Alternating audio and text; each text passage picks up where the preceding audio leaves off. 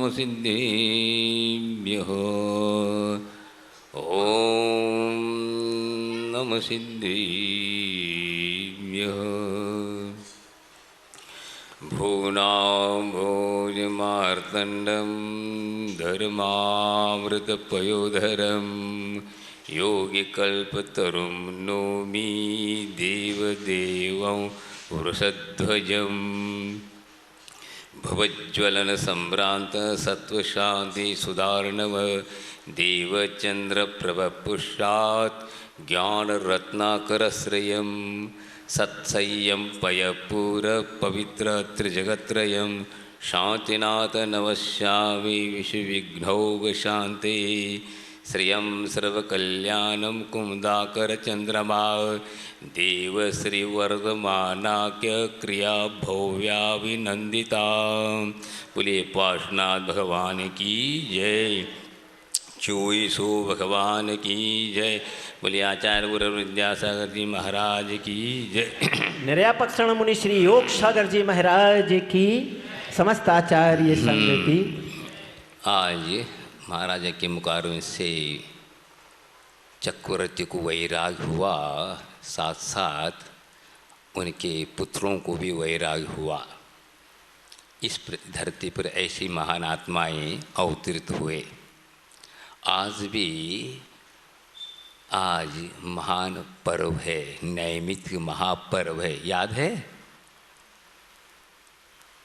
24 तीर्थंकरों में 7वें नंबर के भगवान सुपार्श्वनाथ भगवान को, सुपार्श्वनाथ भगवान का जन्म और वैराग्य है, तप कल्याण है, हाँ, दीक्षा कल्याण हुई इस धरती पर।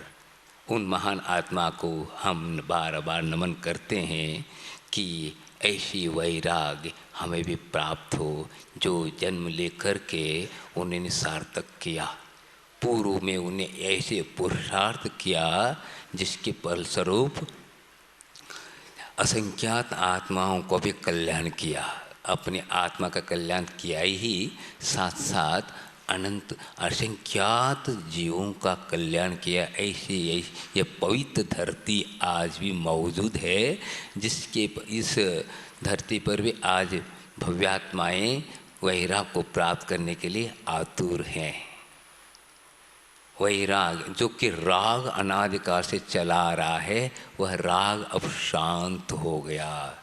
चिराग था, चिराग जैसा जलता रहता है, उसी प्रकार अनंत काल से आत्मा में राग रूपी चिराग जल रहा था। आज उन्होंने शांत किया। जन्म लेकर के, इसीलिए जन्म लिया था, उस जीवन में हम उस राग को हम खत्म करें। कैसे किया जाए?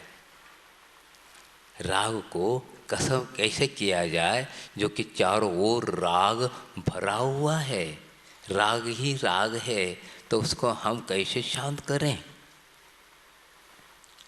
अलिप्तता एक जगह लिखा है, हाँ, हम किस प्रकार जिए, कैसे रहें, वैराग कैसे प्राप्त हो, और हम राग के बीच में रहते हुए वैराग का अनुभव करें, कैसे करें? तो एक दोहा है, उस दोहे में यही बात कही गई है, तुलसी जग में यूं रहो जो रसना मुकमाए, खाती घी और तेल नित फिर भी चिकनी ना आए। क्या समझ में नहीं आया? आएगा नहीं आप लोगों को, हाँ, वही समझ में आता है जहाँ पिक्चर की कविताएं गीत आपको अच्छे लगते, ये चीज़ समझ में नहीं आएगी, क्योंकि यह तो वीत राग की बात कर रहे हैं ना। राग की बात आपको उस पट्ट से पकड़ में आ जाएगी, और हमको समझ में नहीं आएगी जो आपको समझ में आ रही है, और हमें जो समझ में आ रहे हैं वो आपको समझ में नहीं आएगी। ऐसी स्थिति में उपदेश किसको दिया जाए?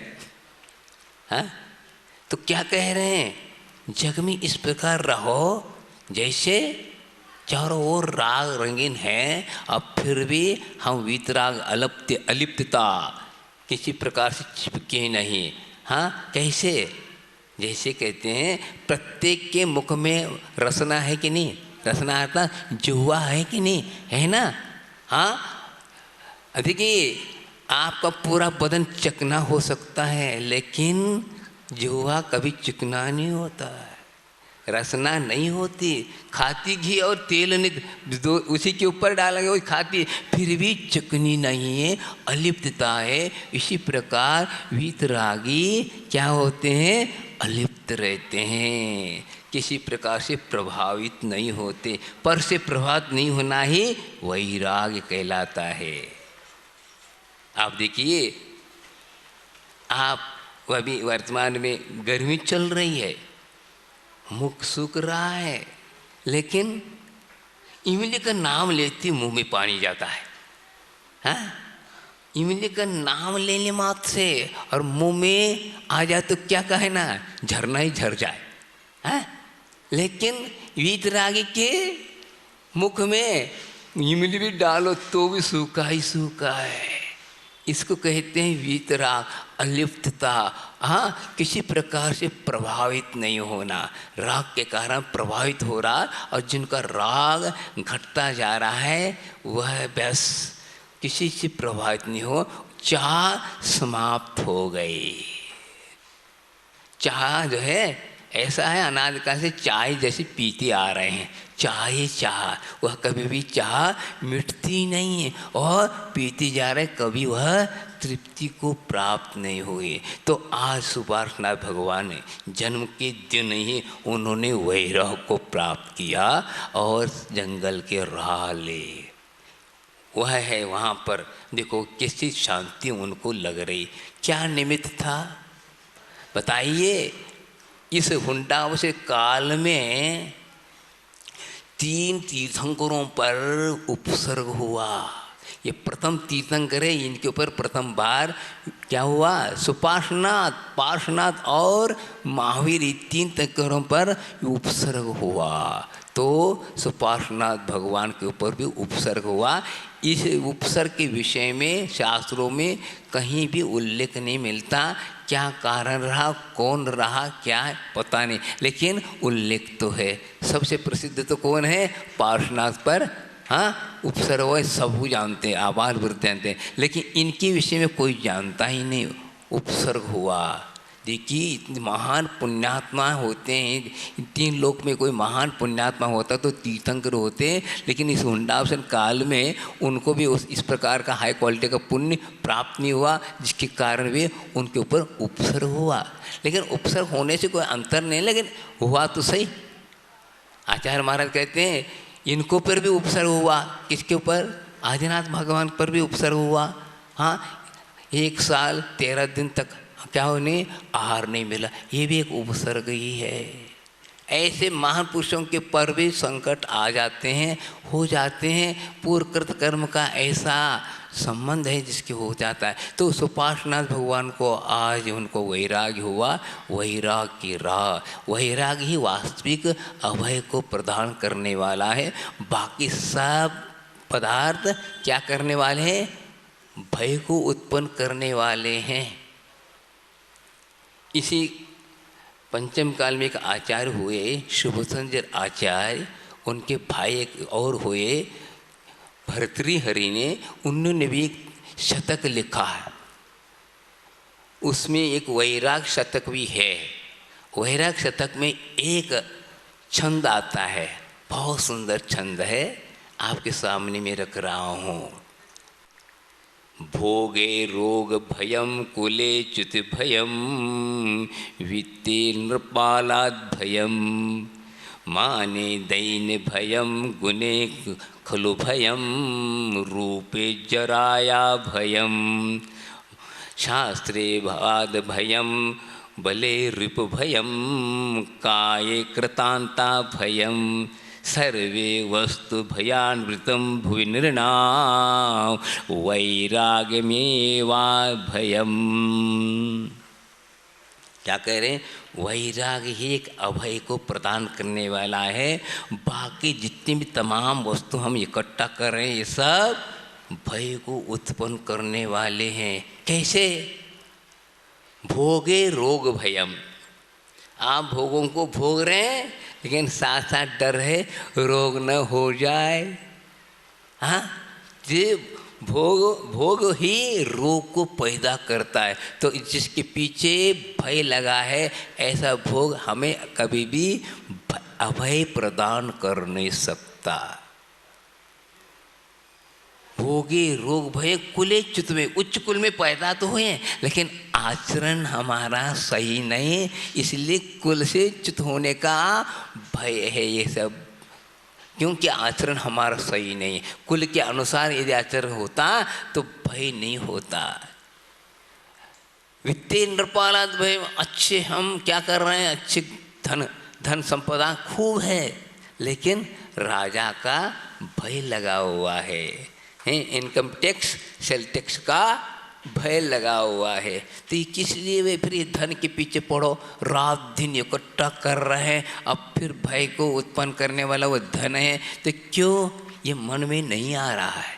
क्योंकि ऐसा राग है आकर्षण, जिसकी वह दिखाता है क्या, वह आपको अभय महिला, मुझे अभय मिलेगा, बहुत अच्छा, मेरे जीवन सुरक्षित, 3 काल में नहीं। हाँ, क्यों? ये है ही लगा, इसी को कहते मोह, छोड़ने नहीं देता। ऐसा वह संकट में पटक देता है, लेकिन वह कोई वह ज्ञानी ही समझता है, यह इसके पीछे नहीं पड़ता। माने दैन भयम, हाँ, अरे अच्छा मान सम्मान मिलता है, लेकिन अपमान होने का भी भय रहता है।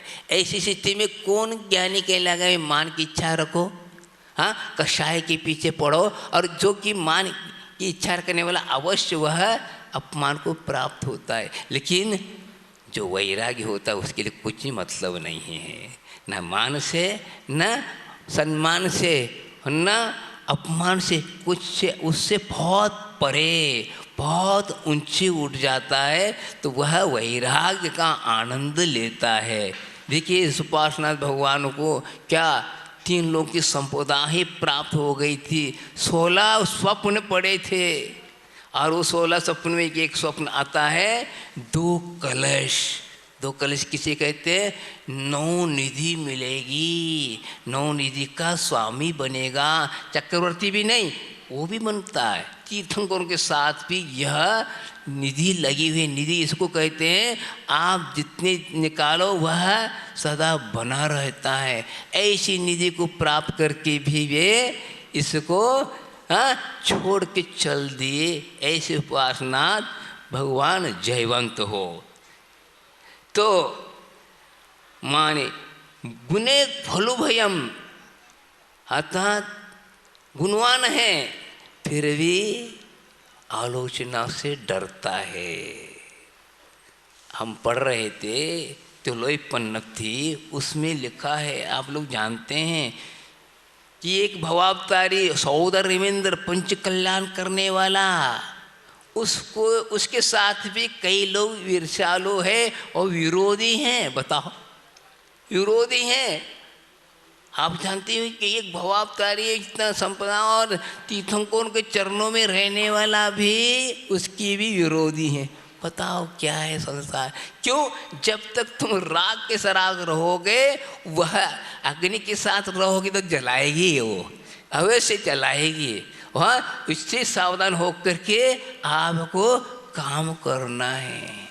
जानते हैं आपके एक ज़माना बदल गया। एक बार आचार्य ने बहुत सुंदर बात कही थी, महिलाएं अग्नि के सामने काम करती ना, हाँ, रोटी बनाना, रसोई बनाना, आदि बनाना, अब उससे बचना कैसे बचेगी? आग तो आग है, हाँ, उसकी तो ना आँच तो आएगी, लगेगी, लेकिन क्या करते थे जमाने में, आज जमाना समाप्त हो गया। मेहंदी क्यों लगाया जाता है? इसलिए मेहंदी लगाया जाता है। आजकल तो ये इसको तो हम सौंदर्य समाज में नहीं है, इसमें इसलिए लगाया जाता है, इसमें शीतलता ज़्यादा बनी रहती है, जिससे हम अच्छी तरह काम लगा सके, काम करने की वास्ते है। लेकिन आज वो फैशन हो गया, आजकल वह सुंदर सौंदर्य प्रसारण हो गया। आजकल पुरुष लोग भी लगाने लगे। काहे तुम भी रसोइया बन गई? हाँ, हम तो वो देखते थे, लेकिन इस प्रकार कोई भी कारण हो तो बहुत इसके पीछे रीजन कारण होता है, वो कारण समझते नहीं, लगाने लगते। एक बार बताइए ना आपको, टाई और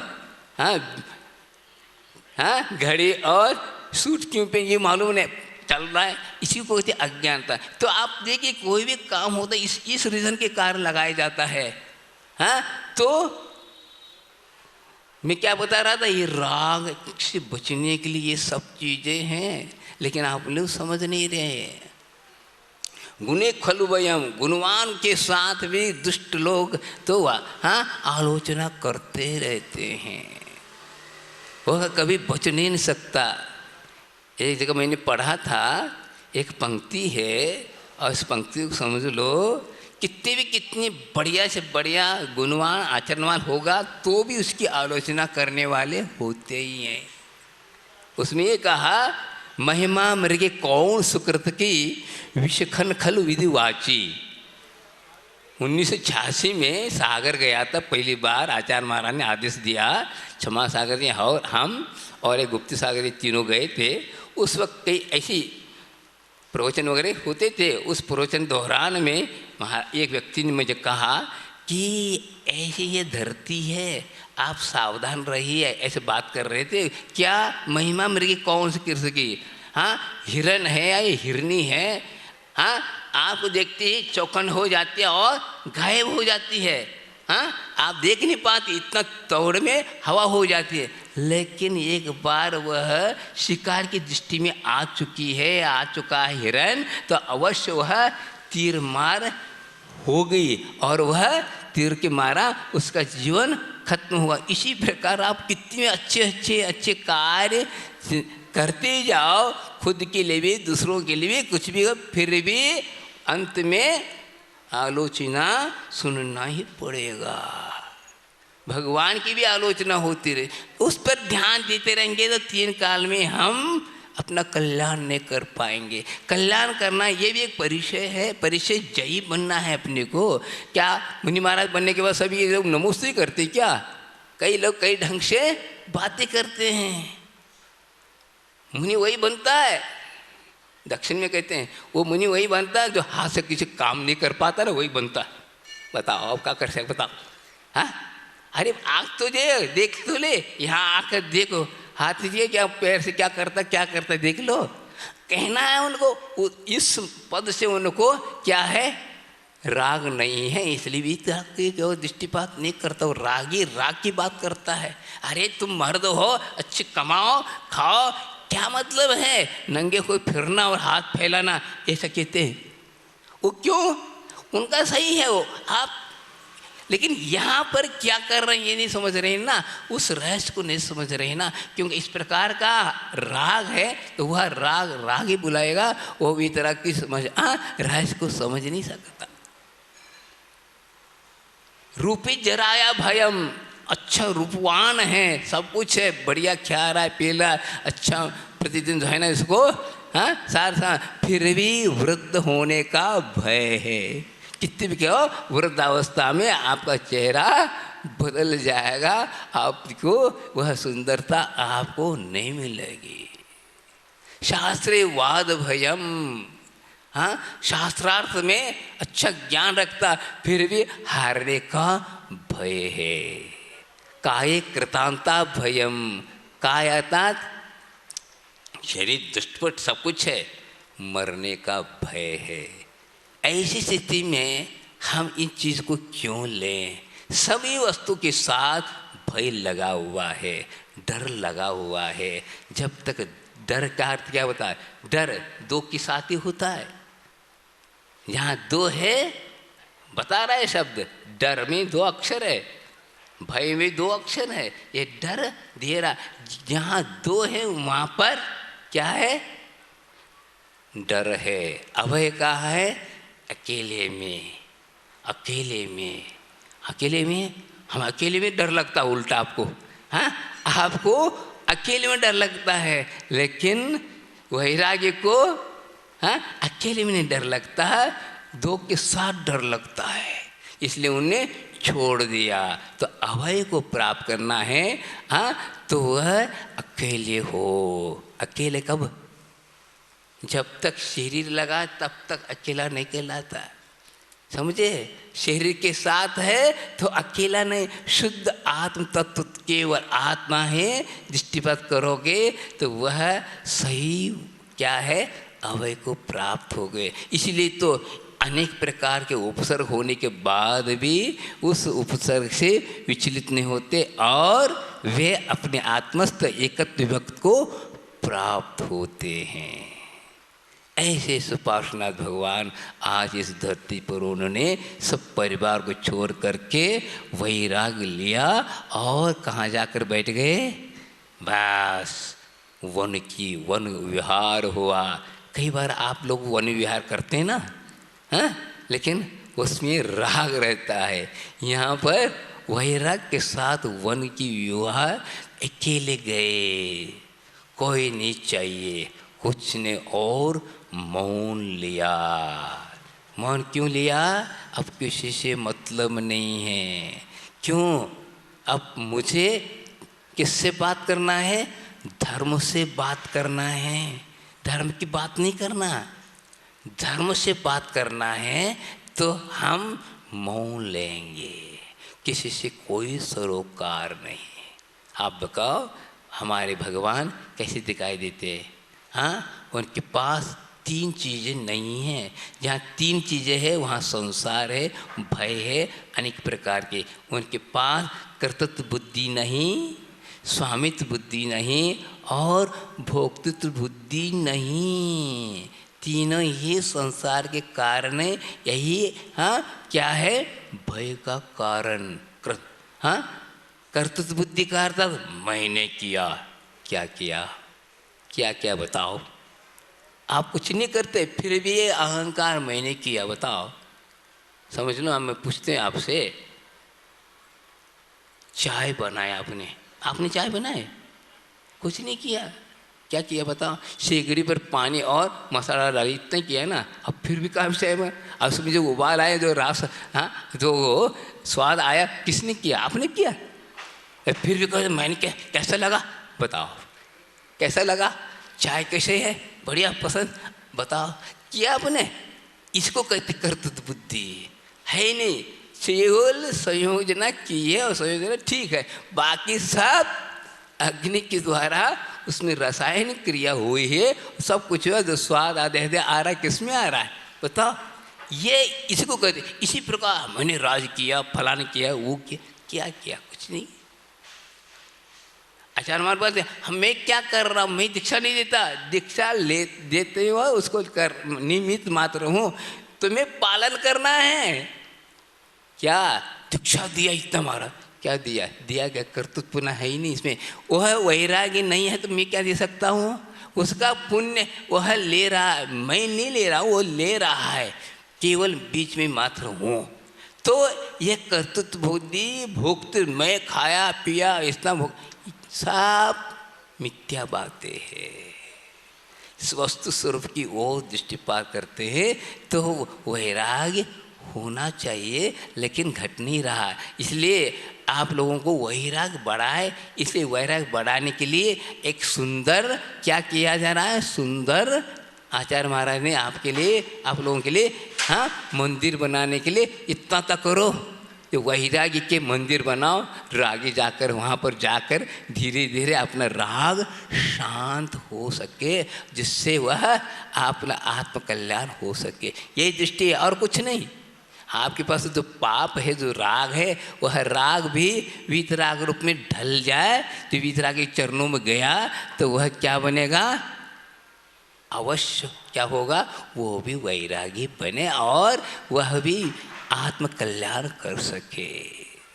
श्री को चढ़ाए, कहाँ, श्री को चढ़ाए श्री जी के चरणों में, श्री जी बनते। श्री जी बनते कौन, श्री को चढ़ाया था लक्ष्मी को। क्या आपकी लक्ष्मी है ना, उसको कहाँ चढ़ाएं, श्री जी के। श्री जी कौन, भगवान के चरणों में चढ़ाएंगे तो आप भी श्री जी बनते हैं, बने हैं, बन रहे हैं और भी आगे इसी से बनेंगे और कोई दूसरा रास्ता नहीं है। लेकिन आप लगन के साथ करते जाओ, आपके पास जो श्री अतः लक्ष्मी जो आ रही है वो आपकी परीक्षा करेगी। क्या करेगी?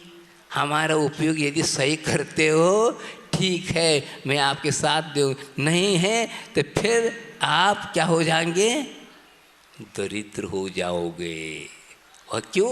वह धन का दुरुपयोग करेगा तो अवश्य दरिद्र बनेगा। आज कई लोग कहते हम दान देना चाहते हैं, लेकिन क्या भावना तो बाहर है। जो आज दान दे रहा है इसका मतलब है उसने पूर्व में अच्छी तरह धन का सदुपयोग किया है, इसलिए वह आज दान दे करके और अपने आनंद का अनुभव कर रहा है। लेकिन आज जो है दान क्यों नहीं दे पा रहा है? जिन्होंने पूर्व में दान देता वालों को अंतराय डाला है या धन का दुरुपयोग किया है, पंच पापों में डाला है, इसलिए आज उसके पास लक्ष्मी पास आना नहीं चाहती है।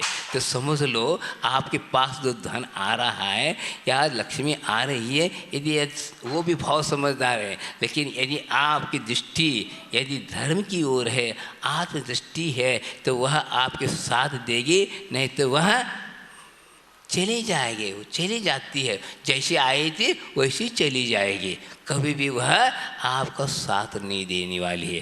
तो महान महान पुरुष जो हुए इसीलिए हुए, तो आप भी महान बन सकते हैं, आप भी तीर्थंकर बन सकते हैं। ऐसा नहीं कि हम नहीं बन सकते, बन सकते है योग्यता, लेकिन आप इस पर करेंगे तब। हाँ, सकल पदार्थ है जगमाई, कर्महीन नर पावत नहीं। अर्थ क्या हुआ? सकल पदार्थ है जग में, जो चाहे वो प्राप्त आपके जग में है। आप तीर्थंकर बन सकते हैं, चक्रवर्ती बन सकते हैं, अहमिंद्र बन सकते हैं, सौदरमिंद्र बन सकते हैं, बड़े से बड़े जो पद है वो सब प्राप्त कर सकते हैं। कैसे? कर्महीन नर पावत नहीं। कर्महीन अर्थात जो चारित्रहीन है वह कभी भी प्राप्त नहीं कर सकता। जैसे आप बम्बई गए हैं या बड़े बड़े नगर में गए हैं, आप बम्बई, कलकत्ता और मद्रास जैसे स्थान गए हैं, वहाँ पर बाजार में गए तो जो चाहे वो सब मिल सकता है, मिलता ही है। हाँ, रोक टोक नहीं है। रोक टोक नहीं थे, मिलता क्यों नहीं? अरे आपके जेब में हो तो जो मांगे वो मिलेगा। इसी प्रकार यहाँ पर भी आपको चक्रवर्ती पद, हाँ तीर्थंकर पद, हाँ अहमिंद्र पद सब मिल सकता है, लेकिन करें तब। वो भी नहीं और ये भी नहीं, ऐसा नहीं, एक कोई चीज़ मिलेगा। हाँ, वो भी चाहते ये चीज़ 3 काल में नहीं मिल सकता। दोनों हाथों में लड्डू नहीं ले सकते, खा नहीं सकोगे, समझे? वो मिलता ही नहीं। हाँ, संसार सुख मिलेगा तो मोक्ष सुख नहीं, मोक्ष सुख से तो संसार सुख नहीं है, आपको छोड़ना ही पड़ेगा। चीटी चावल ले चली, बीच में मिल गई दाल। क्या कह रहे देखो, चीटी चावल ले चली, बीच में मिल गई दाल, कबीरा दो ना मिले, इकले दूजी दाल। क्या अर्थ? चीटी का मुख कितना छोटा है, चावल ले सकते तो दाल नहीं ले सकते, दाल ले तो चावल लेते। इसी प्रकार संसार प्राणियों को समझा जा रहा है, मोक्ष सुख मिलेगा तो संसार सुख नहीं मिलेगा, और संसार सुख मिलेगा तो मोक्ष सुख नहीं मिलेगा। हाँ, लेकिन हम दोनों की होड़ में लगे हैं, लेकिन दृष्टि तो हमारी विषय कषाय की ओर है। लेकिन देखो उनको मिला, देखो पार्श्वनाथ भगवान को सब कुछ मिला, लेकिन उन्होंने सोचा हमें दाल नहीं चाहिए, हमें चावल चाहिए, छोड़ दिए उनने और चल दिए कहाँ? बस एकांत में जा करके अपने में रम गए। तो हमें भी आपका टाइम हो गया, ये बताना है, आधा घंटा तो बताना ही है, हैं? कुछ भी करो नहीं, आप इतने दिन से सुन रहे हो, आप गुनते भी कुछ समझो भी, उससे कर्म निद्रा हो। याद सुन रहे हो तो इससे कर्म निद्रा हो रहे, और इस पर विचार करेंगे तो और ज़्यादा क्या होगा, कर्म निद्रा होगी और उस पर आप ध्यान देंगे और आपके कदम भी उठने के लिए तैयार होंगे, अन्यथा नहीं। केवल सुनने में आपसे होना नहीं है। हाँ, आप देखिए, आप दुकानदार हो, अखबार पढ़ते हैं आप, अखबार पढ़ने में आपसे आप, हाँ, दुकान चल लेती है क्या? नहीं चलती ना। तो उसके बिना भी नहीं, क्योंकि देखना पड़ता है। हाँ, कौन से बाज़ार में कौन से भाव किस चीज़ की क्या है ये देखा जाता है। बस इतना ही, केवल पढ़ते पढ़ते रहने से नहीं, बस दुकान में जा कर के आपको खोल करके काम करना पड़ेगा। इसी प्रकार आप सुन रहे हैं, सुन करके आप कई उदाहरण, कई श्लोक, हाँ, कई दृष्टांत दे करके समझाने की चेष्टा कर रहे हैं। लेकिन ये सब कब होता है? जैसे बच्चे को स्कूल भेजने के लिए कई चीज़ें लालच देना पड़ते हैं ना, इसी प्रकार कई चीज़ें देख करके समझाया जाए, लेकिन होता नहीं। लेकिन हुआ ये कालांतर में, भले आज इस वक्त नहीं हो रहा है, लेकिन यदि आपने अच्छे रुचि के साथ सुना है, कालांतर में यह अवश्य आपको काम में आएगा और आप भी हमसे पहले मोक्ष आ सकते हैं। ये भी बात कह रहा हूँ। ऐसा नहीं कि आप नीचे बैठे हम कहाँ कब जाएंगे, पर एक क्यों नहीं है, यह तो सभी लोगों के लिए क्या है, सुविधा है। ऐसा नहीं पहला वाला दूसरा वाला फलाना, कुछ नहीं। बस 80 साल का बुढ़ा रह सकता और 8 साल का लड़का जा सकता है, ये है। इसलिए आप अपने परिणाम को ऐसे संभालें जिससे आपका भी वह पद प्राप्त हो। बोले सुपार्श्वनाथ भगवान की जय, तप कल्याण की जय। बोले आचार्य गौरव विद्यासागर जी महाराज की जय। बोधि समाधि परिणाम शुद्धि, स्वात्मोपलब्धि शिव सौख सिद्धि, चिंतामणि चिंतित वस्तुदाने त्वामुंद मानस ममास्तु दिवे।